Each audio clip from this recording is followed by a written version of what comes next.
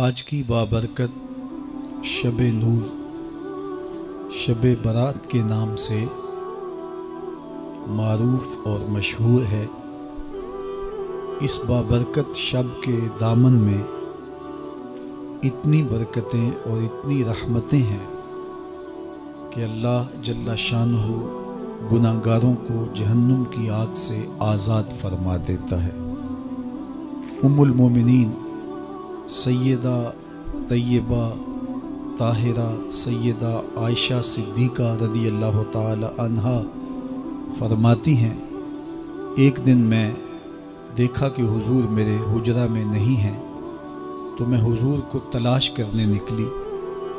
جنت البقیع میں آسمان کی طرف سر اٹھائے حضور اللہ سے التجائیں کر رہے تھے۔ مجھے دیکھا تو ارشاد فرمایا، عائشہ کیا تم نے یہ سمجھا کہ اللہ کا رسول تم سے زیادتی کرے گا؟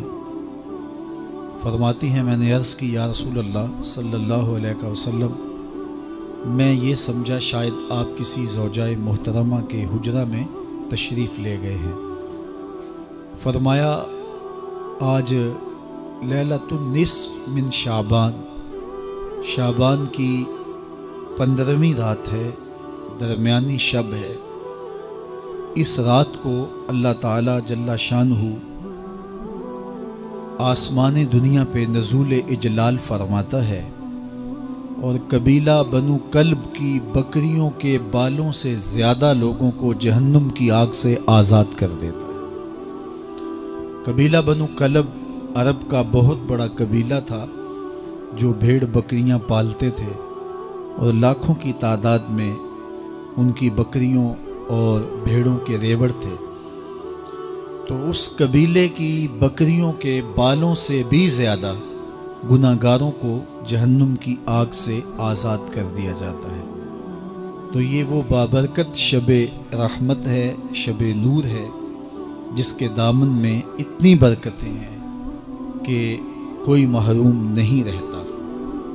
صرف وہ بد نصیب لوگ جو شرک میں مبتلا ہیں، جو سخت کینہ پرور ہیں، جو قطع رحمی کرتے ہیں، قاتل ہیں، عادی شرابی یا بدکار ہیں، انہیں اس مبارک رات میں محروم رکھا جاتا ہے، ورنہ اللہ کی رحمتوں کا عموم اس بابرکت راتوں میں اس قدر ہوتا ہے کہ کوئی گناہگار جو اس کے حضور ہاتھ دعا کے لیے اٹھاتا ہے اور اپنا دامن پھیلا کے اس کی رحمتیں مانگتا ہے، اسے محروم نہیں رکھا جاتا، بلکہ اللہ سب گناہگاروں کو جہنم کی آگ سے آزاد کر دیتا ہے۔ ایک روایت میں آتا ہے کہ اللہ لیلۃ النصف من شعبان کی 15ویں رات کو آسمان دنیا پہ اپنی رحمتوں سے جلوہ گر ہوتا ہے اور فرماتا ہے کوئی رزق مانگنے والا، میں اس کی جھولیاں بھر دوں، ہے کوئی مغفرت طلب کرنے والا، میں اس کے گناہ معاف کر دوں، ہے کوئی مجھ سے عافیت مانگنے والا، میں اس کو عافیتوں سے نواز دوں، ہے کوئی فلاں چیز مانگنے والا، ہے کوئی فلاں چیز مانگنے والا۔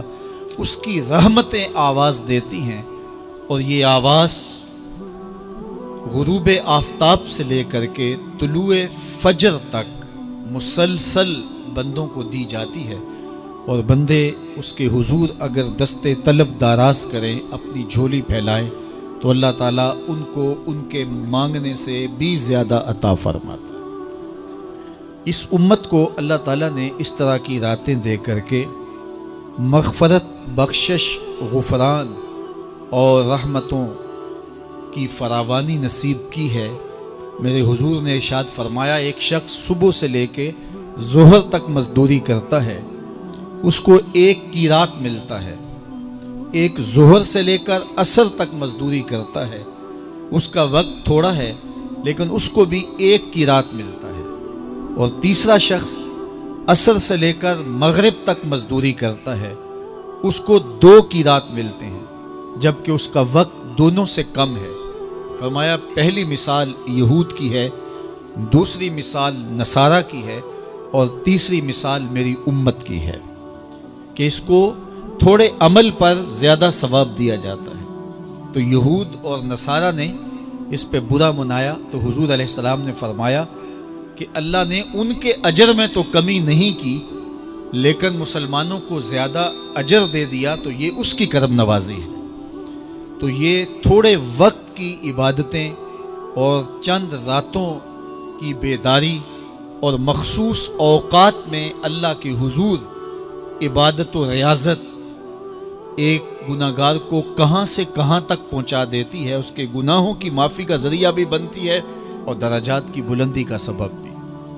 دیکھیے لیلۃ القدر ایک رات 1000 مہینے کی عبادتوں سے بہتر قرار پاتی ہے۔ اسی طرح دیگر مواقع ہیں کہ اللہ تعالیٰ اس امت کے لیے رکھے ہیں، رحمت رب بہانہ می طلب، اور یوں بھی پڑھا گیا رحمت رب بہانہ می طلب۔ اس کی رحمتیں قیمت نہیں مانگتی اور اس کی رحمتیں بہانہ تلاش کرتی ہیں، تو وہ اپنے بندوں کو بخشنے پہ آمادہ ہے اگر وہ اپنا دامن طلب پھیلائیں۔ قرآن مجید میں ایک مقام دیکھیے کتنا دل آویز ہے، فرمایا ما یفعل اللہ بعذابکم، اللہ تمہیں عذاب دے کے کیا کرے گا؟ اس کی یہ چاہت نہیں ہے کہ تمہیں عذاب میں مبتلا کرے، اس کی چاہت یہ ہے کہ تم اس کی چوکھٹ پہ آؤ، جھولی پھیلاؤ، اس سے خیرات اور رحمت مانگو، اور وہ تمہارے ماضی کے سارے گناہ معاف کر کے، ساری غلطیاں معاف کر کے تمہیں اپنی رحمتوں سے مالا مال فرما دے۔ تو وہ بندوں کو بخشنے پہ، بندوں کی مغفرت کرنے پہ آمادہ ہے اور اس کی رحمتیں بہانے تلاش کرتی ہیں۔ اللہ اکبر۔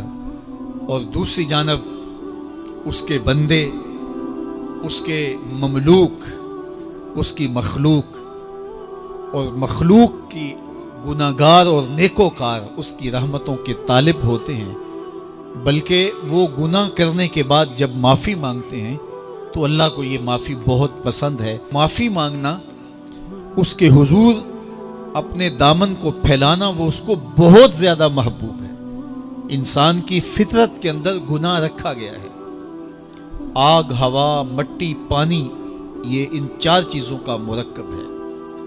اس کے جو عناصر ہیں اس میں کبھی اعتدال قائم نہیں رہتا اور اس سے گناہ سرزد ہو جاتے ہیں۔